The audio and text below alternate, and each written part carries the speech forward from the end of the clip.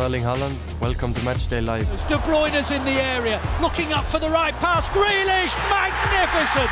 You'll not see a better team goal than that. Now, Southampton away, they seem to have found a bit of form at the end of the season. That's not going to be an easy game as well, but it's going to have to take that mindset and energy and be putting that into that performance, Steve. I actually covered the game when Man City played Southampton in the Cup. Didn't perform to the standards and got beat. So Southampton deserves to be in semi-finals in this competition. Download the Man City app for our exclusive Matchday commentary. De Bruyne's advancing, Foden in the gap, Foden scores! Really beautifully taken. Lays it in field to Rodri clips it into the far. Mahrez, 3-0! Terrific play by City. And you have to say that the match is won already. Good afternoon and welcome to Match Day Live. Our boys on the south coast as we face Southampton in the Premier League today with the 5:30 p.m. kickoff fast approaching. Now you know that as soon as I am allowed to give you today's team news, I will let you know. Now we're all seeing the players, that's Pep coming off the bus. Will we be seeing Erling Haaland getting off the bus? I know that you were all desperate to know if he makes the squad and if he makes the team today. Well, I am going to let you know. This is the first place always to find out your team news. There's Julian Alvarez and Kevin De Bruyne arriving. The players, of course, have had a week off after that incredible victory against Liverpool. Jack Grealish there. And there he is, Erling Haaland is in the building.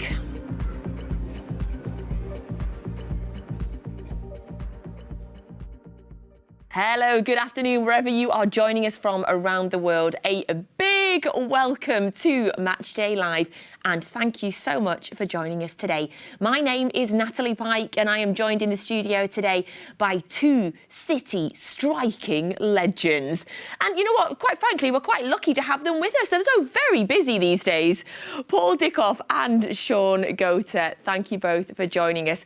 Paul, when did you get back? And do tell us all, where have you been? Ni hao. Yes, I've just been in China and trophy tour for 11 days, so I got back on Tuesday, I think it was, and the most amazing trip, you know. Been to China quite a few times, but to see the fan base growing out there, and we were talking before, Natalie, the knowledge of the club, and it was rammed everywhere we went. We'd done a Puma event last Tuesday. It was only supposed to last about an hour and we ended up being there like 3 hours. The queues were all through the shop, through the mall, outside in the street, and it was amazing. But it's great for the club to do it, you know, because when you go to these places and you speak to the supporters, it's their dream to come to the Etihad and watch a game or to see the Premier League trophy, but they know that will never probably happen. So the fact that the club put on these events, the fans screaming for a Liverpool game and take the trophy to them, it's a fantastic thing to be able to do. I'm a lucky boy. And so you got to see the Liverpool game out there with some of the Chinese fans? Yeah, with the Shanghai Supporters Club. We went and done an event there first and then sat down and watched the game with them, and they're absolutely fanatic. You know, it's just, it would have been like watching a game here in Manchester with the fans. So, and what a result and what a game. Absolutely amazing. I love hearing about all your trips that you make around the world. And a big hello if anybody that met Paul in the last couple of weeks is watching today. Before we give you the team news, the second I'm allowed, I'll give it you. I just want to get a word, Shaun, about Vincent Kompany, because last night Burnley got promoted back to the Premier League. Of course, Vincent's first season managing in England, and he brings Burnley straight back up. What an incredible achievement. Absolutely incredible. Absolutely brilliant. I said on one of the programmes before that I had actually ran and visited him to sort of watch a training session. The same way he was as a player, he's that way, demanding as a manager. So pleased for him. Also, I think his team has done it in a record time. I think with 7 games to go, which is totally amazing. And Rio knows, certainly from our time of playing, it's the most difficult league to get promoted, but he's done it in a record time of 7 games.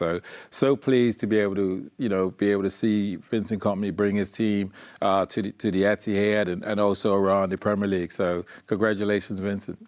Thank you. Thank you both for being with us today. Right, it is time. I can give you today's starting 11.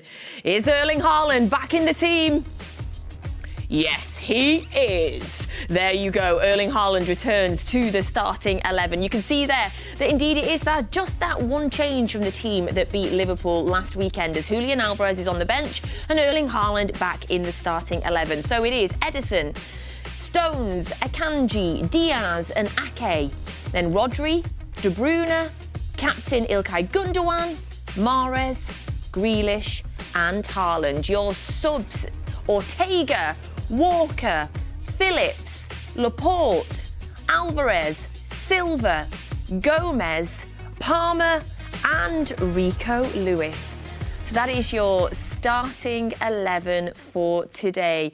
And have we all just let out a collective sigh of relief that Erling Haaland is back in the team? I think we may have. Although, having said that, of course, gents, last week we learnt that no Haaland, no problem in scoring goals last week. Although, how happy are you to see him back today, Paul? Yeah, I think everybody's delighted. I think Julian Alvarez is probably slightly unfortunate. I thought he was excellent last week. But it just goes to show, just not no Erling last week, no Phil Foden, and we're going to put a performance like that against Liverpool. And I don't think it's any surprise that he's straight back in today, because the goal scoring form that he's been on all season, you know, if he's fit, he's going to play. I think we all know that. And he brings so much to the team, especially with Jack, Riyad either side, Kevin, Ilkay in the middle. They're going to create chances, and he's shown time and time again that if he gets it, he's going to score. Yeah, we should say indeed, echo what Paul said there. Julian Alvarez, what an incredible player. Fantastic game last week. Fantastic since he joined the club. He's almost unlucky to not be starting today, Shaun, but it's Erling Haaland. Yes, exactly. And he probably recognises that perhaps between now and the end of the season, he still has vital role to play. So when he comes in and he plays these games, I think he's still got a decent record in terms of scoring goal. He obviously plays the false nine because he's able to come deeper and get involved and build up. But he also threatens it in behind. He threatens in behind. And again, you see him here on sort of the blind spot of the defender. Just ends up being in the right position to just go and tap that in.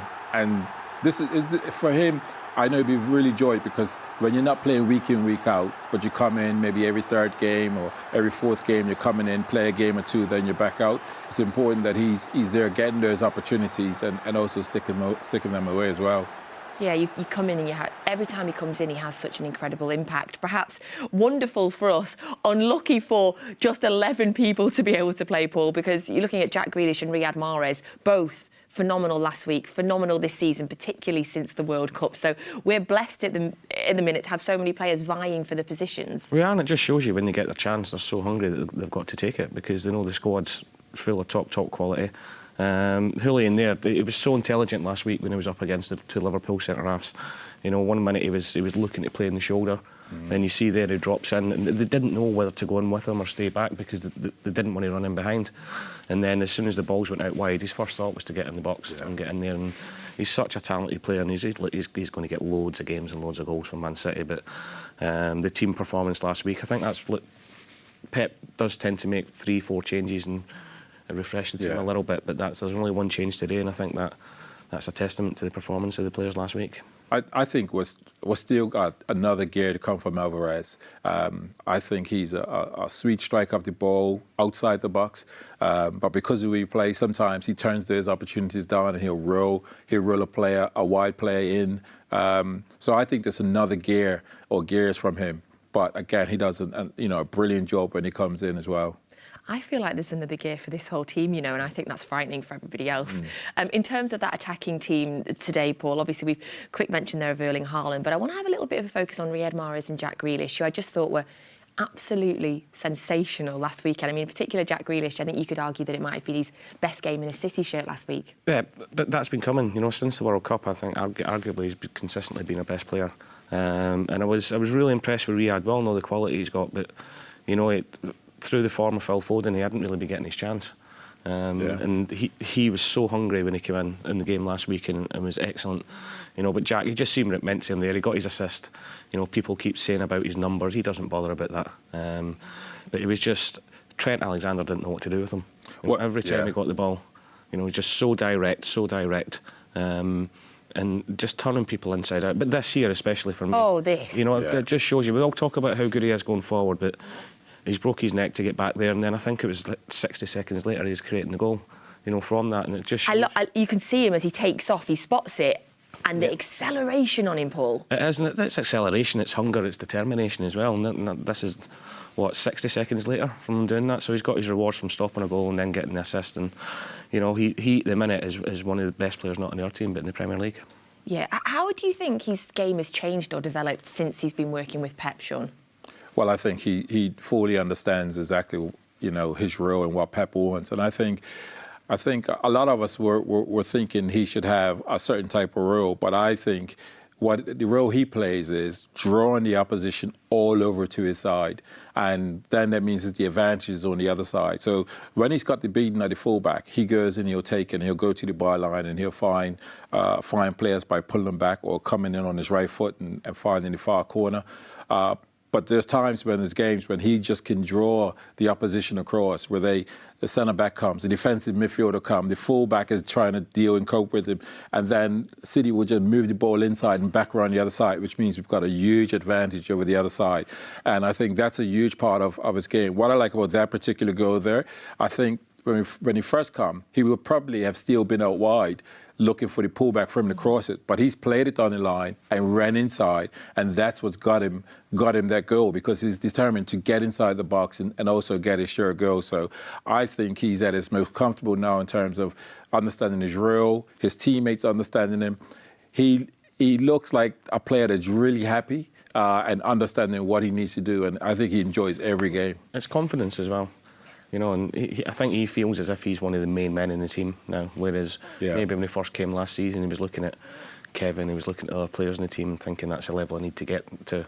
I think he's at that level now, and he's becoming such an important player for us. And I spoke to him down at the Bristol City game after the game, and he was saying that he just feels that Pep really, really trusts him now, and that's done wonders for him and himself. He said even that game he was on the bench, but when Bristol City had a little bit of a foothold in the game or putting pressure on, Pep turned round, I was his go-to man to bring him on. So mentally for him, I think he feels that he's such a big player for this team, and it's shown in his performances. Yeah, I mean, that's a huge thing, because when a player has belief, or the manager sort of believes in a player, you get that sense, and you can tell in his performance. It makes you grow, doesn't it? It makes you grow. You're thinking, give me the ball. He now knows that when he's being rested, he knows he's being rested because Pep wants it for a big game rather than I'm being rested. Is it because I wasn't good enough in the last game? And I think it's a totally different mindset. And I think Paul's right. He sees himself as one of those first names on the team sheet because he's just in that space right now. It's a long way in this season to go yet, obviously, but our player of the season right now is so hard. Like, it's hard. Like, there's so many. But for me, Jack Grealish is in my top three. Yeah. Absolutely and utterly in my top three. And we're looking on the other side of the pitch as well. Riyad Mahrez, what a player, what a season he's having as well. In fact, I've got a little stat for you. So since the World Cup, you've got Erling Haaland on, involvement in Premier League goals. Erling Haaland on 12, Riyad Mahrez on 9, and Jack Grealish on 8. He's just in phenomenal form just now as well, isn't he, Paul? He is, and it's just what I said before. You know, he would have been hurting a little bit because, you know, before the World Cup he was playing really well. You know, Foden came back in and really hit top form again. And, you know, you can tell Riyad was possibly a little bit frustrated with that because he wanted to play. But since, especially on the weekend, you know, both are wide players. One is the game against Liverpool. Mm-hmm. You know, it's going back to what Shaun was saying with Jack. Jack always draws two players out to him. Riyad's the same, and that allows us to get the overload and to go and switch the place, because as soon as two players come out, they're so clever, they don't try and beat both players. No. As soon as they see that coming, they're so intelligent, they play it into the midfield to Kevin and they go out the other side where we've got the overload going there as well. And it's all great being able to score and assist and everything else, but their game intelligence is right up there with the very best. Now, he broke an incredible stat last week, Shaun. The most assists by an African player in the Premier League. So he overtook Didier Drogba to get to that. That's a phenomenal stat. It is. And Mahrez just plays the game in a whole different rhythm and timing. And I really love watching him because he makes it look so easy. And we know when you got a player one-on-one, that player, you know, these players who are defending against Mahrez and Grealish and these players are studying these players. They're studying Mahrez and saying, he likes to do this, he likes to do that. I wanna force him down this side so I can get my tackle in. So they're not making it easy, but these guys, like Mahrez, is just so fine on the ball. He really is. And you just think, how is it that these guys really can't get near? He's just 101 out wide, how he moves his body to get the half a yard and throw balls in. And one of the assets with him, as a wide player is really good for someone like Gundogan, because see how the defenders are all facing him now. This is where Gundogan sneaks up in that area, into that area, and ends up scoring. Because the defense have to look at Mahrez on the ball. They try to open the body up, but this is where we find there's spaces in there, and also our wide player. So Mahrez in phenomenal form, really great record that he's achieved to become the highest assist for African player. Absolutely brilliant. He's sensational. His first touch is ridiculous. Oh, there needs to be a program on his first touch, by the way. And it's so so natural. It's so natural. But even now, when the ball's going to him, you know what he's going to do, but you still sort of go, wow, that's ridiculous. It's as if he's got Velcro stuck to his football boots every time the ball comes to him. But what I like as well, a few seasons ago, we all know that he likes to come inside on his left foot. Yeah. And I think teams sort of sussed that out a little bit. But now, when he's facing defenders up, he's going both ways. Yeah. He's going to cut inside, but then he's checking, and he's actually driving his right. And it must be a nightmare one-on-one to play against. He's so exciting. I feel like he's in some form right now. When he gets the ball, you don't know what he's going to do. And I mean that in the absolute best possible way. It's a great example now. Is he going to hold it? Is he going to cross it? Is he going to trick you? Just phenomenal. So he's most assists by an African player in the Premier League. Whereabouts, Shaun? It's a really difficult question. Roughly, where are you putting him in terms of best ever African players in the Premier League? I'm glad you asked him that first. He was like, oh no, Natalie. Obviously, we've been gifted. I mean, he overtook Didier Drogba there. We ourselves have been gifted with Yaya too. Listen, Yaya is a phenomenal player. And I'm going to sit on the fence in this one. I'm going to hand this over to my mate. I just think they're two phenomenal players. Yaya was absolutely brilliant, driving forward, took us to another level as a player, and what we started to love and what we see a lot of today. And Mahrez is just continuing it, but he's in a wide position, and it's really an unfair question. So it is an unfair question. That way. I threw that one at you, didn't I? Yaya was phenomenal. He had a couple of seasons where he was unplayable. Yeah. But for me, I just think Riyad nicks it because of the competition for places that's in the squad now. Yeah. I'm not saying there wasn't competition when the team that Yaya played in, but not of the level. And the quality and depth. Now, Riyad's been up against Jack, Phil, Raheem, Leroy Sané, and he's still coming out on top all the time to do it. So I think that says something in itself, that he's not an automatic pick every week, but that's because the strength and depth's so good. And that's, for him to have the numbers with the competition that he's playing with in the team, just nicks it for me. This is a compilation of some of his best assists. It's about 4 or 5 minutes long, and it's only some of them as well. It's incredible. I'm going to say one of the greatest ever African Premier League players. Yes, and hopefully we get. You're sitting on the fence as well now, aren't you? And I will caveat it: his career is not over yet. Good one, though. I like that. Yes. Appreciate that. Thank you. Now, we are going into a really, really busy period now. Of course, we play again on Tuesday night against Bayern Munich in the Champions League. And in a couple of weeks, we have our semi-final of the FA Cup. We are taking another trip down to Wembley. It is City versus Sheffield United. It is Saturday the 22nd. Tickets are available now. Criteria is slowly coming down, so keep an eye on it when you can get yours. But if you've been to a game at the Etihad this season, you can now get your hand on tickets. So get mancity.com/FA-Cup for more details. So get your ticket now for the FA Cup semi-final. I just got all goosebumps there thinking about that another trip down there to Wembley. Love a Wembley trip. Cannot wait for that one. So get your tickets for that now. And also, if you would like to ask our guests any questions whatsoever, the WhatsApp number is on your screen now. I'll get through as many of them as I possibly can. I like you to tax them. So let's think of something really difficult. They've both done coaching. Let's get some tactical questions in there. Let's get them working today. So the WhatsApp number is on your screen. Get your WhatsApp questions in now, and I'll get through as many of them as I can. So you've had your City starting 11 for today. Let's take a look now at the Southampton team.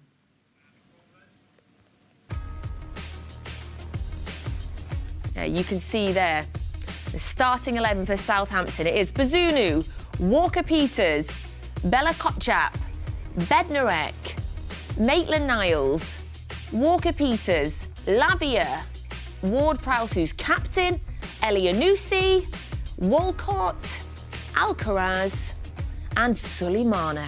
That is your Southampton team, or the Southampton team, for today's game. So Southampton, gents, obviously bottom of the Premier League. Although when I say that, I immediately get the flash in my head, of course, that they beat us back in January in the Carabao Cup, Paul. So although, you know, on paper it looks like it should be an easier game, I immediately think, well, it was only in January that they beat us. It was, and look, that's a completely different team that Pep's picked today than it was that night in January. But, you know, they especially the first half an hour, they really pressed the life out of us and really had a right good go. But I'm looking at today, I'm looking at their team, I'm looking at position in the league, and I think the whole game's going to be completely different. Obviously, a couple of familiar faces with Bazuna and Romeo Lavia in there as well, who we all know really who's a top player.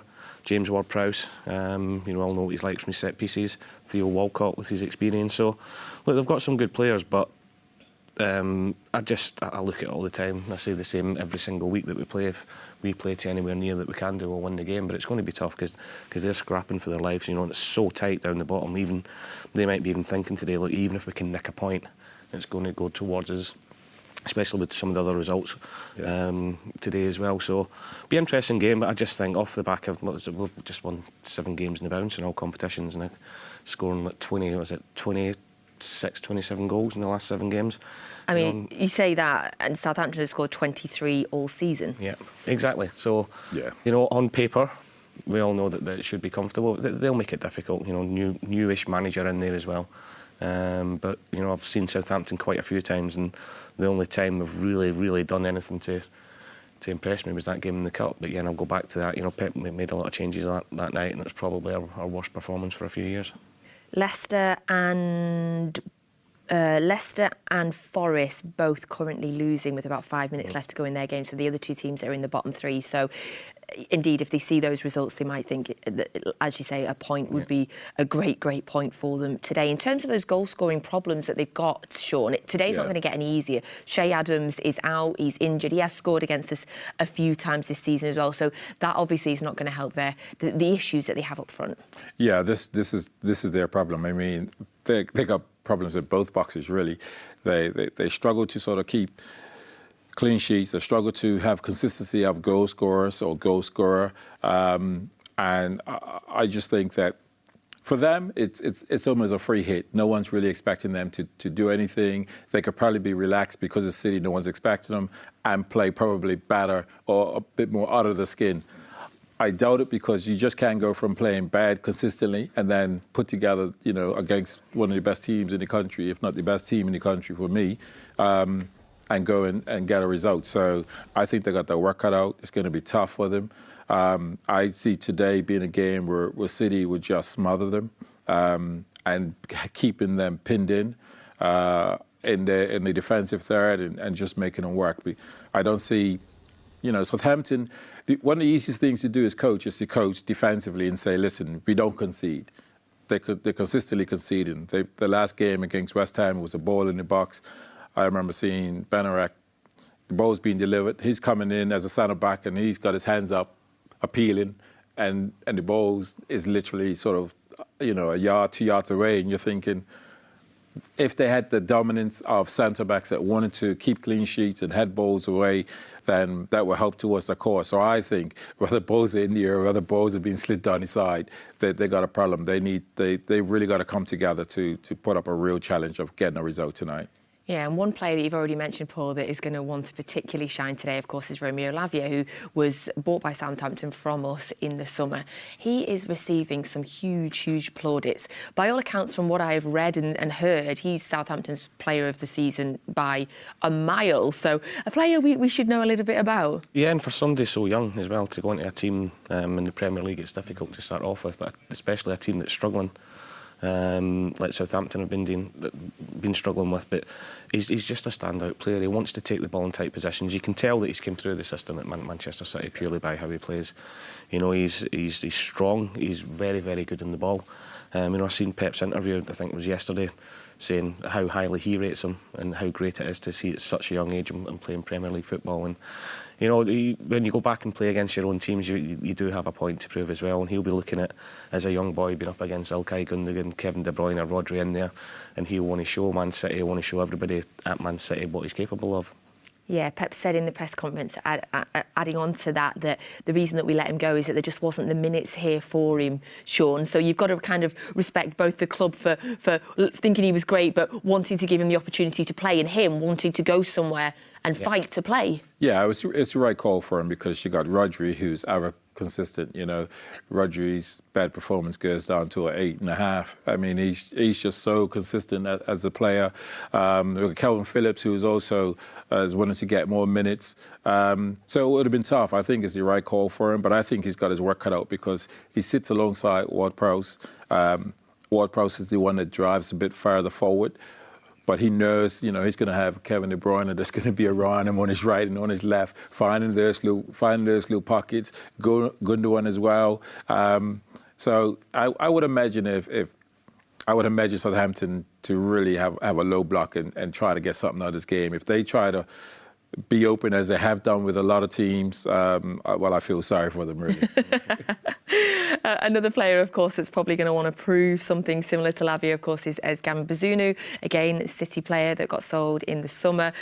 Again, Paul, you say that you go back to a former club, but is there really that kind of extra edge? Is there really that, I'm going to show you all? Yeah, there is. You want to do that in every single game, but I don't buy this that people say, it's your former club, it's another game. It's not. I think especially when they've come through the system as well, it does make a big difference, and he'll be looking at it. The same as Romeo, Gavin's, he's a young boy, and to have the amount of Premier League games under his belt that he's an international, and he's done ever so well. But I think both players have got to take credit, because sometimes it's easy to stay at a big club and not play. But they've wanted to put themselves out there, and they're both playing a struggling team, but the experience they'll get from that, and they're both putting in great performances as well. That experience of playing games, especially in a struggling team at such a young age, will throughout their career will do them fantastic. If Southampton are going to get a goal today, of course, we mentioned that they've only had 23 for the entire Premier League season, Shaun. There's a good chance that it may come from a set piece, should they get any, because James Ward-Prowse continues to have an absolutely ridiculous record on free kicks. How do we stop him today? Well, normally in free play you say stop it at source, but with it being free kicks, I think Pep would have told the players, listen, anything within sort of 35 metres of the goal, we need to be standing up. We can't be diving in. We can't be giving away fouls, because this is somebody that's exceptional on free kicks, and I think that's one way of nullifying what he possesses, because he has such quality that you think if he has sort of 3 free kicks around the goal, you'd like to think he's definitely working a goalkeeper, where the keeper's putting off one of those amazing saves. So I think that's one way of being able to stop him, because, again, they don't really cause too much a threat in open play, because they've struggled in open play in terms of the freedom and creating chances. So I think the set pieces will be something that they'll look forward to. But I also struggle to see, if they have corners, who's really making the movement that's going to be like, I want to get on the end of it. Now, I don't want to talk them down too badly, because they're going to prove me wrong. But But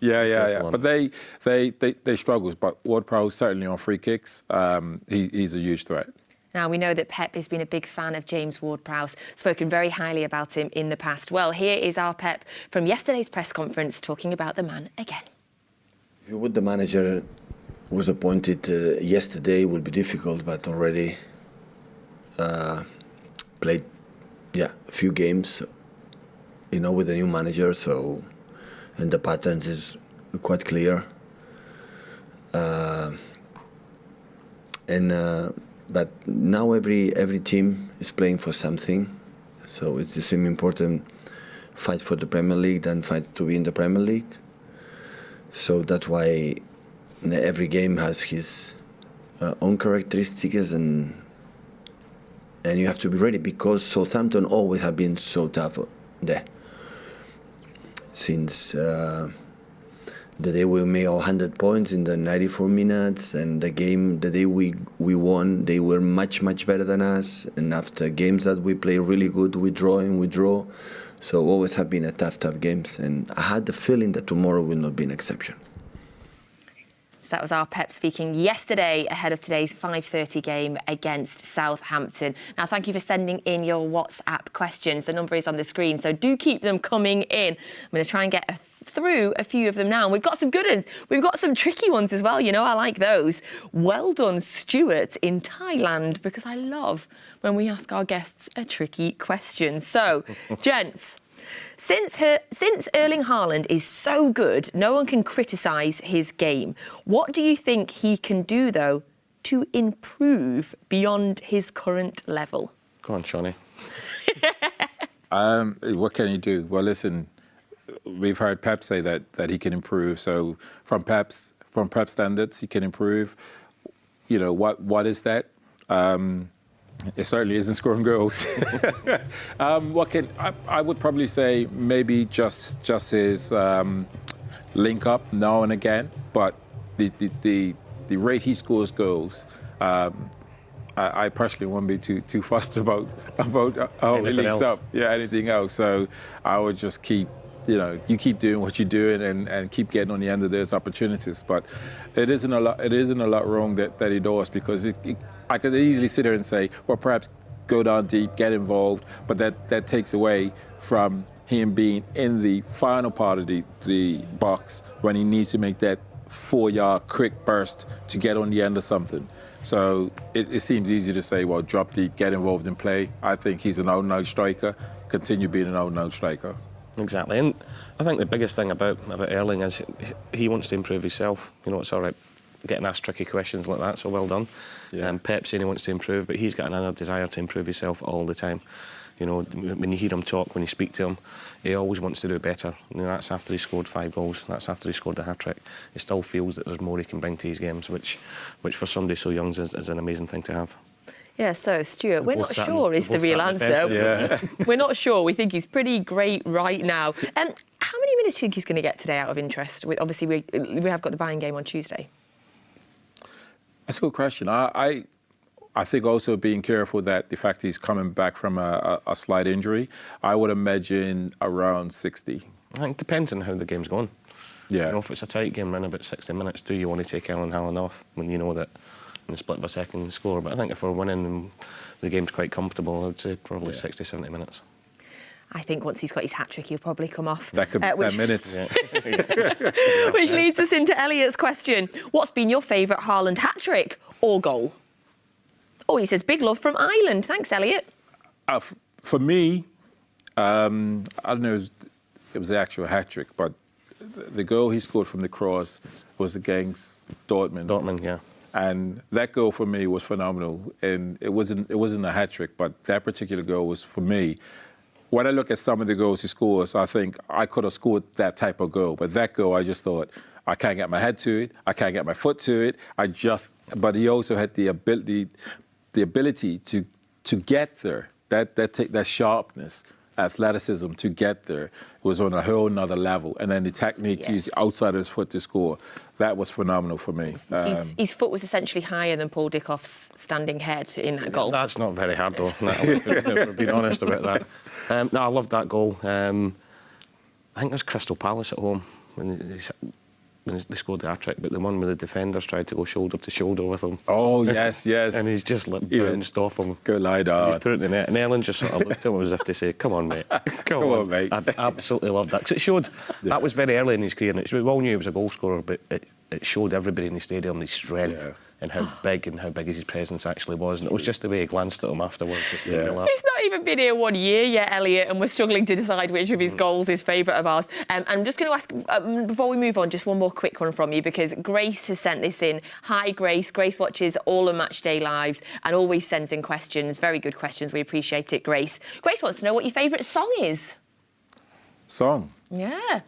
Any song. I mean, you can choose your own if you want, Shaun. Like, you can choose Feed the Goat if you want, but any song. I'm Blue Moon. Blue Moon. Very nice. Blue Moon. Very you saw me standing alone. That's me. Po's a bit of a dancer, so he may call out, some. A few backspins in the middle of it. I won't get back up again. What gets you on the dance floor? Everything. I've got such an eclectic mix of music. I have 60s, 70s, 80s, bit of rap, bit of soul, bit of everything. I love it. If you looked at my playlist, you would think, what is going on in that guy's head? There's something wrong with him. Yeah, so I just love a bit of everything.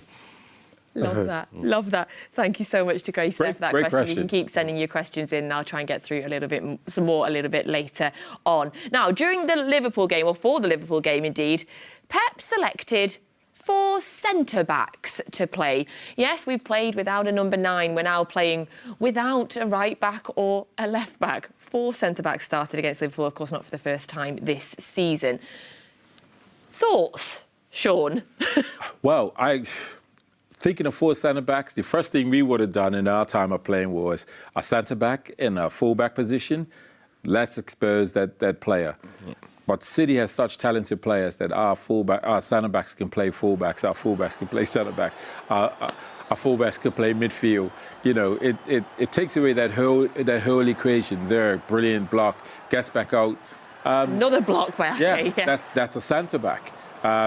So it's not being exposed. This is obviously showing Jack Grealish, brilliant recovery run against Zaha. But in terms of centre-backs, we got centre-backs that can play these positions. Right side centre-back playing right back and left side centre-back playing left back. Just really phenomenal. And this is what Pep has brought to this club. That players can play 2 and 3 positions and make brilliant decisions in those positions, as opposed to I'm just a right back, and that's where I could only play well there. Stones is a brilliant example of it. Plays midfield, plays right back, plays centre back. I think they're all so comfortable in the ball. I don't think it makes a difference. John Stones, he was phenomenal last week. He played more. Talking about him as a right back, he played more centre midfield. Yeah, that was like a midfield maestro last week. And John, obviously Akanji, we've seen Akanji play there as well, so comfortable in the ball. Nathan Ake's been outstanding, whether he's been left centre-half or playing at left-back. And, years ago, Natalie, if you played 4 centre-halves, it was seen as such a negative. Yeah. It was just have 4 big brutes at the back and see what you can do. We done it, when I was at Leicester, we used to do it. But the main thing was, and it was just for set pieces, it was to win set pieces. The goalkeeper had to launch the ball into Brian Dean's head, had to chase it, fall over, win a foul, then we'll get the 4 big ones in there. And that was our game plan. That was our game plan at the time, to go and do it. I would go and start a fight with somebody, something would happen. We'll get a long throw, we'll get a corner, we'll get a free kick, and that was the whole point of the 4 centre-halves playing, because they were 6'3", 6'4", 6'4", 6'2", and it was a massive, great delivery from Muzzy, is it? But that's slightly different from what Pep's doing at the minute, I must admit, because we had Matt Elliott and Jerry Taggart. Yeah. Definitely not quite John Stones. But this is the brilliance of what we have against someone like Stones, who's a centre-back, to go and play in midfield and make those decisions. Because when you're into that midfield, you've got to have that 360 sort of vision. You've got to know where that pressure's coming from, also know the speed that is coming so you don't panic. And he's making these right decisions in there and driving forward, passing balls and letting the rest get on with it. This is real intelligence of a player or players that we have. They can all play, but it is, saying there about set pieces, it's so important, defence and attacking set pieces, to players like that in there as well. Talking about John Stones, I've got some phenomenal stats for you. You ready? Go on, Stato. Oh, yes, I love it. I love it. No, I'm not David James, but I do like a stat. So, John Stones, best passing accuracy in the Premier League this season. Whoa. Best passing accuracy of any player this season when under pressure from the opposition. Best forward passing accuracy when under high pressure from the opposition. And then number 4, this is a bit of a long one. Unrelated to on-the-ball ability, he has been successfully dribbled past only twice this season in the Premier League among all defenders that have played more than 900 minutes. He's got the best rate, 90%. What a season the man's having, Shaun. That's really phenomenal stats, You're talking about stats in possession and out of possession. In possession, talking about him being under pressure and still having a high percentage of finding his teammate. That just can't be overlooked, because the number of, players that get put under pressure and even though that pass looks easy, they're putting it 3 yards wide and then losing possession. that speaks very highly of his quality, even under pressure, adversity in a game, and still being able to deliver that pass to a teammate. That is absolute quality. It's incredible. Yeah. That's that. But you know what? When you think, it doesn't surprise me.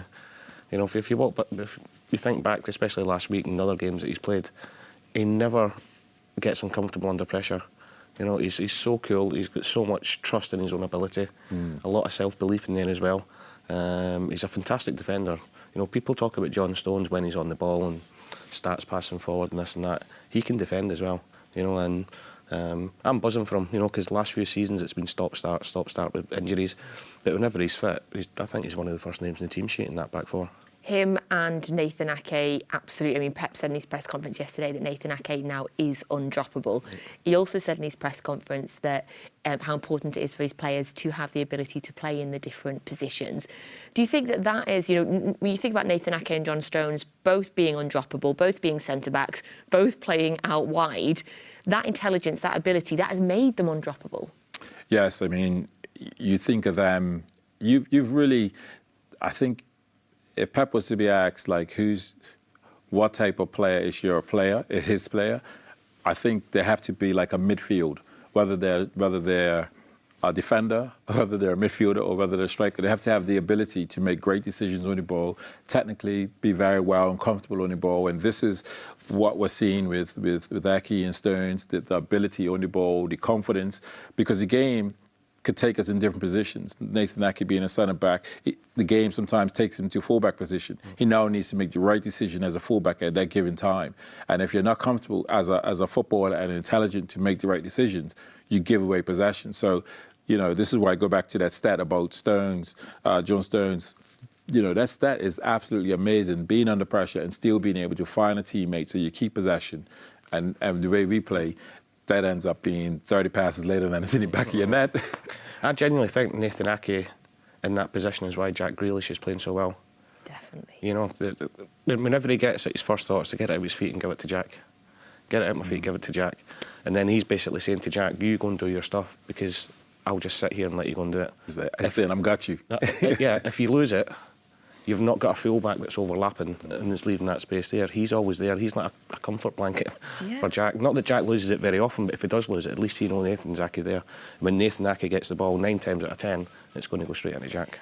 Can you imagine if this time last year I'd have said to you that Nathan Ake and Jack Grealish was the partnership we didn't know we all needed? Absolutely. Incredible turnaround for the both of them, and yet an incredible credible partnership. A little bit of chat about our defence. Obviously, we haven't even had a time to go on to talk about the Goliath that is Ruben Diaz, but so as happens on this programme sometimes, there just is not enough time to talk about how good these Manchester City players are. We are going to move on to talk about the City midfield in just a minute. But first of all, we thought it would be nice to speak to somebody who was at the heart of Southampton's midfield for the last 7 seasons. He's now got connections, though, with the City Football Group because he joined Girona last summer.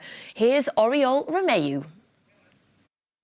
They don't need to play the perfect game, otherwise you've got no chance against City, and it will be a game where they need points, where they have to get something. We'll see how it goes. I mean, the cup game is not as real as a league one because there is normally some changes, and as you know, that it's only one chance. Sometimes during the cup games you can take more risk or you can do things a bit differently. The league will be tough, or at least tougher one for Southampton, I think. And as City wants to win and wants to get closer to Arsenal, they won't give anything away.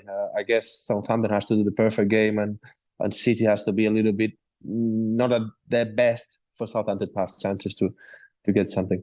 James belongs to Southampton. Southampton belongs to James. It's a relationship that's been there because both sides wanted it to be, and that's the reality. Whether he will be there forever, that's a question that he'll have to answer. But I know Prowse pretty well, and he's enjoyed there every single season. He's been a fantastic professional, and he's done everything for the club. And he's one of the best guys I've played with, and I've learned a lot, not just on the pitch but also off the pitch. And I always wish him the best things that he can have because he deserves them. I have to ask, how much does he actually practice free kicks and penalties? He does practice it, but he's got also natural talent that allows him to be so clinical and so accurate in his free kicks and in his deliveries. A little bit of both. He's got that ability to do it, and he's also a guy that every single week he tries to have his moment where he will practice some free kicks, corners, and he wants always to improve, and he wants always to get better, and that's why he's been so good for so long. There's always good players there, and there's always players that can create issues. Defensively, I like both centre-backs. Wingers are also attacking wingers where they can cross and they can do good actions offensively. Midfielder Romeo, Lavia, I think he's doing a great season. A guy that comes from Man City, alongside Prowse, and up front Shea Adams. Kamaldeen is doing a good job. Stewie Armstrong, Theo Walcott is playing now a lot. I mean, there will be always good options, and there will be a lot of quality up there.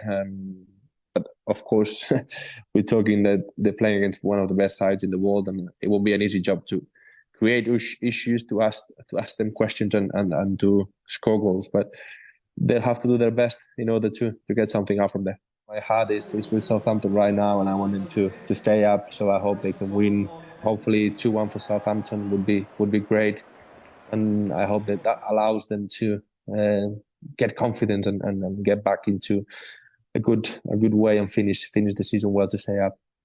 I'm sorry not to predict City to win, but at this point Southampton needs it a lot, and I hope they can stay up. Really hope it.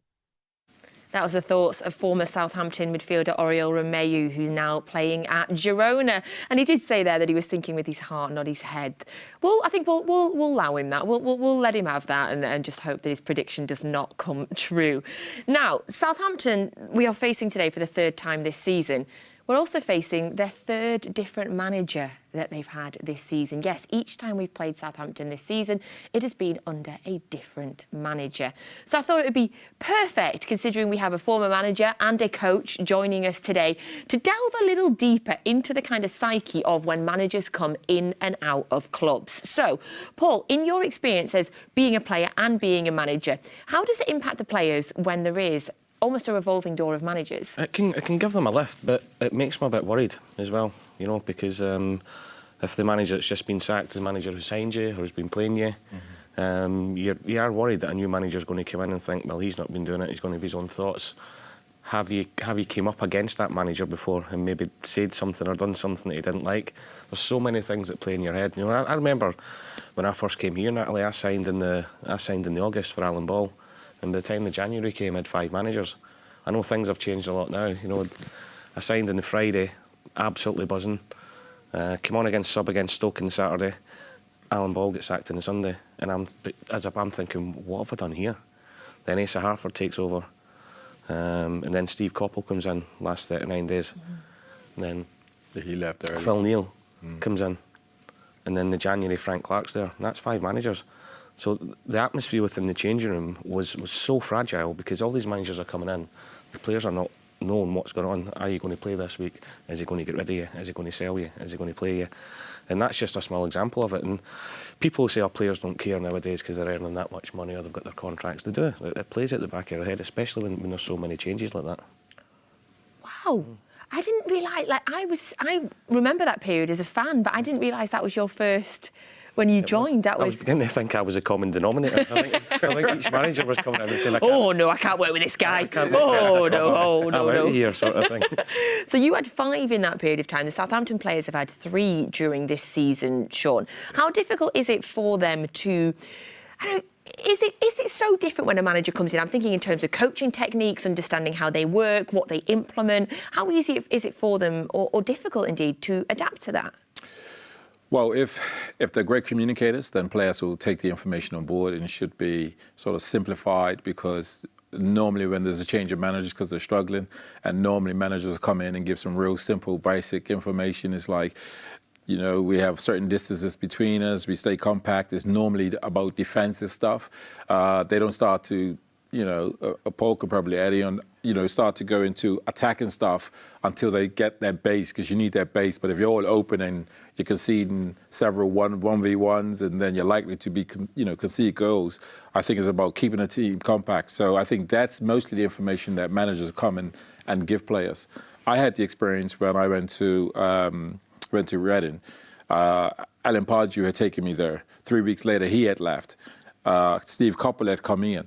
And so I didn't know where I was, because I was thinking a new manager comes in. I played the remainder of that season, but the following season, I was no longer. I was actually spending more time watching City play. So it happens when there's a new manager come in. You could be playing, and then all of a sudden you're not. So, every player has to is a clean sheet, in terms of starting. Players will be sitting there blaming everybody else as well, especially when you're at the bottom of the league. And I remember that time as well. It was always the manager's fault. But as players, you've got to turn around and say there's a reason why there's 3 managers this season. And that's because we have not been performing as players. Mm-hmm. And the new manager, such as the third manager now, he'll be saying to the players, like, and you can start looking at yourselves. Mm-hmm. You've already seen 2 other managers off. I'm the third one that's come in a short space of time. But players will look to blame everybody else before they start blaming themselves. When I was a player, I didn't realise that as much. It wasn't until I was a manager. You sit there and you can do everything for them, but if one little thing's not right... Yeah. I mean, you were in Doncaster with me, weren't you? And we used to sit in the office and talk about it, but that players will sit there and it's never their fault. It's always somebody else's fault. Would you work on things like defensively, like when you first went there? First and foremost, yeah. Yeah. Get a base, be hard to play against, get a structure within the team. Yeah. And then if you've got good attacking players, that's the easy part to coach. The hardest part's the defensive part. Our next fixtures, we play, obviously, Southampton today. We play Bayern on Tuesday. We play Leicester next Saturday. And we play Bayern again. And then, is there anything that jumps to your mind there about what... Managers. New managers since the last time we played them. Every one of them have a new manager. So, my serious question for you both here, is there such a thing as a new manager bounce? I think there is for a team like Bayern. I think there is, because there's going to be a quality manager going in there. There's going to be a top-class manager going in there. Going into Southampton, that is not going to be, top world-class managers going into that role. So I think there's an expectation for Bayern, because, again, the manager that's going in versus the manager going in Southampton, but equally they can still have that positive effect, because no one, you can see the team talk. No one expects you to do anything today. They expect City to walk over you today. But I believe in you, and given that sort of team talk, and all of a sudden they want to run through the wall. They want to run through the wall for him and need a bit of luck, because they're not going to get a result against City without having luck, having a bit of some good calls, and also perhaps it would need several City players to be off the game as well. That's what they would need. I've seen new manager bench. I've just seen Leicester lose today, haven't you? I've seen Chelsea lose today. So it's one of them. If a new manager comes in, they win. It's the new manager bounce. But it doesn't always work that way. Great, that's exactly what I wanted to hear, especially with the fixtures that we've got coming up. Just kind of a quick final question on this, so that, as I say, time is quickly running out, as it is only 13 minutes now till kick-off. But as a manager, Paul, when you go into a club, you're looking at the players, you may have, know a lot of them already. Is there little tidbits of information, little bits about their game that you can quickly change? I'm thinking about when Pep joined, and you remember he famously said to Kyle Walker something about just control it with your strongest foot. Just control the ball with your strongest foot. Smallest, tidbit little that you perhaps have spotted that they're not aware of, that somebody else isn't aware of. I think, especially, and it's no disrespect to the clubs I managed down the lower leagues, I used to always say to them, the best players in the world, the best players in Man City's team do the basic things right. Whereas I think players lower down the league, and when I was the same when I tried to drop lower down the league, you want to do the hard things first without concentrating on the easy things, but it's the easy things that get you the result. So it was just, for a lot of the time, it was just taking players back to basics, because I had some good attacking players, just what Shaun was saying before. But getting them back to basics, being hard to play against, be hard to beat, and then if you've got good players within your team, just go and play with a lot of freedom. So thank you. Really interesting discussion. Of course, as I said, Southampton's third manager this season, the third different Southampton manager we are playing against. So we're going to move on now and have a quick chat about the City midfield. I'm conscious that we have 12 minutes now until kick-off, because in that Liverpool game, Kevin De Bruyne recorded his 99th Premier League assist. Wow, he's looking to become only the 5th player to assist 100+ goals. Oh, I love Kevin De Bruyne in a Liverpool game, me, Shaun. I mean, I love him all the time, but particularly, he comes alive when we play Liverpool. Yeah, this guy's a winner. And again, I saw it close up when he was doing a bit of his coaching around the 16s, and one team was getting beaten. And he sort of pulled them all in, and it's like, listen, you know, if you don't fight even when you're down 2, then how are you going to bring that game back to make it 2-0 or become a 3-2 win? So aspects of his determination to be a winner, but he steps up. He steps up for the big games, and I'm thinking back to the famous game when Gundogan went on and scored the winner, and I remember we had conceded a goal, and the camera went on Kevin De Bruyne. And I remember that talk he gave to the team, and he was influential in us being able to go and you know, score goals and pull off that great result. But he is a winner. He's an absolute brilliant player. So you know, he's somebody that's consistent. Whether you're playing somebody bottom of the league or you're playing a team in the top of the league, he looks to perform and wants to win as well.